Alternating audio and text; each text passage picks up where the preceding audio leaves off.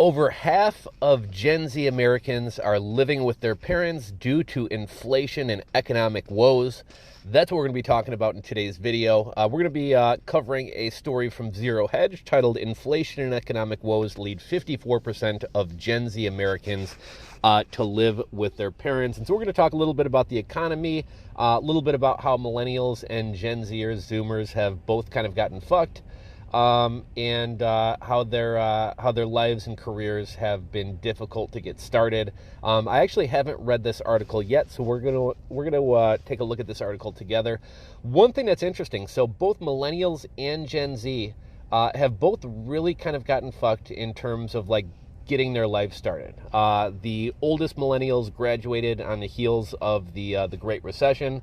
A lot of jobs that typically would have been entry-level jobs for a recent college graduate were taken up by people who were 30, 40, 50 years old and had been laid off from their jobs. A lot of millennials wound up either working outside of their industry, working retail jobs, working gig economy jobs through much of their 20s. And we're only, later into their 20s or early into their 30s able to finally kind of get things back on track. And now Zoomers are getting fucked in a different way. So, right, Zoomers graduated into a good economy. Zoomers are defined, typically generations are defined by like 20-year periods. But whenever we see articles and things like this, a lot of times like they mix them. There'll be like 5 or 10 years of crossover between Zoomers and millennials, or millennials and Gen Xers. But most of the stuff I saw defined Gen Zers as being between 10 and 25 years old. Now, obviously, I think these days people tend to live with their parents for longer. The past couple generations have been like that. Millennials have been like that.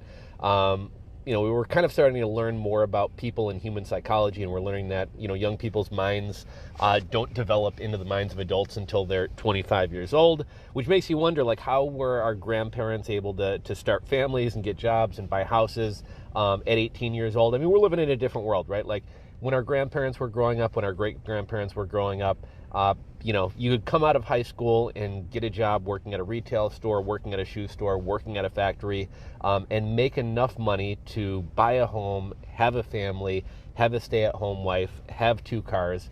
We're not living in the same world. So it is a lot harder for young people. The cost of college education is up like 2,600% since the 70s. Things are a lot more expensive. It's, without an education and without connections, it's hard at a young age to earn a decent income. So yeah, people are living with their parents longer. But here's how Gen Zers have gotten fucked, right? So they graduated into a decent economy up until now. I guess if you're 25 years old, those who got jobs right out of high school have been working for, about 7 years.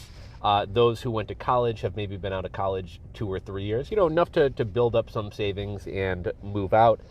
But here's where Gen Zers are really getting fucked right now. And, most Gen Zers are kind of just coming into their own, just coming into adulthood, just coming to the age where they're going to start moving out. Looks like the economy is going to be pretty shitty for at least the next couple of years. Looks like inflation is going to be bad for the next couple of years as well. And when you're first coming out of high school, when you're first coming out of college, when you're moving out of your parents' house, when you're getting a start as an adult or a young adult, you tend to have to buy a lot of things, right? So you're going to need a car to get to your job. You're going to need clothes to go to job interviews, or just to work or just to live. There's a lot of expenses that you face when you're first becoming a young adult that eventually you start acquiring these things, right? You maybe get a house, you get a car, you get some furniture. Millennials, even though we graduated into a bad economy, things were still cheap and plentiful. Now the Zoomers, they've had a couple years of a good economy coming out of college, but as they're having to buy cars, as they're having to get their first apartments and buy furniture to kind of stock their apartments, everything is costing so much more right now. Like, look at the cost of used cars over the past couple of years. Look at the cost of homes over the past couple of years. Look at the cost of groceries. Groceries are costing 20, 30, 40% more. So everything is more expensive for Gen Zers or Zoomers at a time when they're having to buy the most things to set themselves up for life. And for a lot of Zoomers, maybe they've never had to buy buy food for themselves before. So they're having to start grocery shopping for the first time when things are 40% higher. A lot of times when you're young, you wind up eating a lot of meals out because you either don't know how to cook or don't know how to grocery shop. Don't know how it kind of takes a while to figure all that stuff out. And so if Zoomers are eating out a lot, obviously that's going to be very expensive as well. But let's take a look at this article. Inflation and economic woes lead 54% of Gen Z Americans to live with their parents. Generation Z, the youngest generation of American adults, are struggling in an era of high inflation and expensive housing, with more than half of them living with their parents in an uncertain economic environment. I was curious, so I was doing a little bit of research before we started reading this article. So apparently the median income for Gen Zers is something like, for millennials is something like $74,000 a year. The median income for Gen Zers is something like $54,000 a year. One thing that I think may be making life harder for Zoomers, we talked about in a recent video how big of a disconnect there is between recent college graduates coming out of school and what they expect their salary to be and what their salaries actually are. So I think on average, the expectation for Gen Z college graduates coming into the workforce, they're expecting to earn, depending on their degree and background, somewhere between $104,000 and $107,000 per year. In reality, they're coming out to jobs that are paying them about $57,000 a year. I believe the degree area with the biggest disconnect was journalist majors who expected to make like $108,000, and in reality, we're likely to come out and make $43,000 a year. I am getting ready to make another video where we talk about the 10 most regretted college majors. So the 10 majors that people said, I wish I would have gotten another degree. One that kind of surprised me that people didn't regret was psychology degrees. One of the ones that didn't surprise me at all that people do regret is journalism degrees, followed by just general arts degrees, and I think communications degrees. And I'm a communications major, big useless degree there. But getting back into the article, at least 54% of adults aged 18 to 25 are opting to live with their parents out of economic necessity, according to a new study of over 300 participants conducted by the Harris Poll and commissioned by Daily Pay. So that's not a huge study. One thing that I wish, so obviously, I think at a certain age, once you're out of your early 20s or mid 20s, there can sometimes be a little bit of a stigma around having roommates, like, oh, you're not successful if you have to live with somebody else. And there also seems to be a stigma around like communal living, like, right? Like if you live communally, you must be in a cult or in some type of weird sex orgy, polyamorous relationship. I actually wish like communal living on a compound, living on a family property, I wish more people did it, and I wish it was more socially acceptable. I don't really care what's socially acceptable, so that's actually something that I'm looking for right now. I'm looking to buy a chunk of land, ideally maybe something like 10, 15 acres, maybe have a natural pool or a swimming pond on the property, and then have, a main house and maybe some cabins or tiny homes or something like that. But I would love to have a big property where I could invite a bunch of my friends to come out and live on the property, maybe, work the land or do some things around the house to pay their way to kind of help me out. But if you think about it, if you and all your friends and family live in the same town, yeah, it's nice to have a little bit of privacy, but I think the simplest way of looking at this is not even imagine, I'm sure some of you guys have probably been in this situation. You're dating someone, right? So either you're a fella dating a gal dating a fella, two dudes dating, two chicks dating, whatever it may be. But if me and my girlfriend are dating, we spend almost all of our time at each other's houses. We each have our own apartments. That means I'm spending $1,500 on a 1 or 2 bedroom. She's spending $1,500 on a 1 or 2 bedroom. I'm paying $200 for cable. She's paying $200 for cable.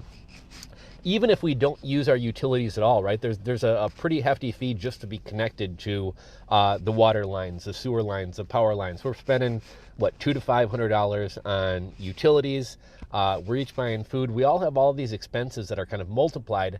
If me and my girlfriend wind up moving in together, we almost cut our expenses in half. That $1,500 that we're each paying for an apartment, well, we're now going half. So it's costing me $700 and it's costing her $700.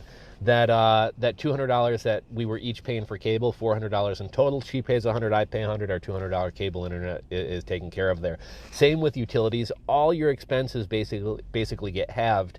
And, if you live with 3 people, it gets cut by a third. If you live with 4 people, it gets cut by 75%. You're only paying a quarter of that. Most of us, I think most of us, our friends and family all kind of live in the same area. So if you guys could get together and buy an apartment building together, buy some type of multi-generational family home, buy a compound property like I would like to do, people can really cut their expenses, won't have to work as much, can be more financially free, maybe even do the FIRE thing and retire at a young age. Let me know what your guys' thoughts are on that, and if any of you guys have thought about doing the same. Back into the article, the Gen Zers now in adulthood and who are seeking to become independent from their families are starting to have trouble remaining financially afloat as the cost of everyday items goes up. Out of all the respondents polled, 80% of Gen Z say they expect the U.S. economy to remain the same or decline in the next year. It's almost certainly going to decline. This youngest American age cohort started to enter the workforce in the midst of a pandemic and increasing political instability at home and abroad. They also happen to have the most technologically savvy generation when it comes to social media. Unlike previous millennial generations, which came up during the age of the War on Terror and the Great Recession, American Gen Z have grown up in an era of relative peace. However, for most of this year, inflation has remained around 8%, a 40-year high, pushing up prices across the board as the Federal Reserve raises borrowing rates to control rising prices. Another thing I kind of noticed, I think a lot of us, when we're young, when we're in our late teens, early 20s, we tend to get into credit card debt. We've never had credit extended to us, so we don't necessarily always know how to manage it. Also, being young people, a lot of times we're impulsive. Even if we don't have the money to go out on Friday night, maybe we say, fuck it, I'll put it on a credit card. You only live once, YOLO. I'm young, I want to have some fun, and you think you're going to catch up on it later, and next thing you know, that credit starts building up. Maybe you need a car repair or something like that. Expenses are more than you think, and now you're in this cycle of paying very, very high credit card interest that it's very, very difficult to get out from under of. So it's really a bad time to be a young person and overextending yourself with credit. We're hearing about that with a lot of this buy now, pay later stuff. The government's kind of looking at thinking they have to step in and protect people from themselves because young people are getting in trouble with the buy now, pay later programs.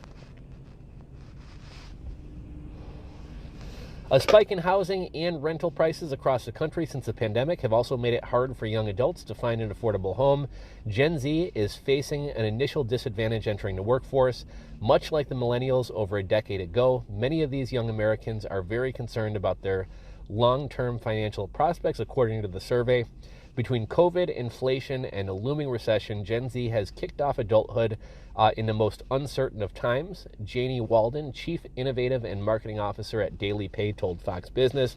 So it's no surprise that many current economic conditions are keeping them living at home or worrying about paying bills on time.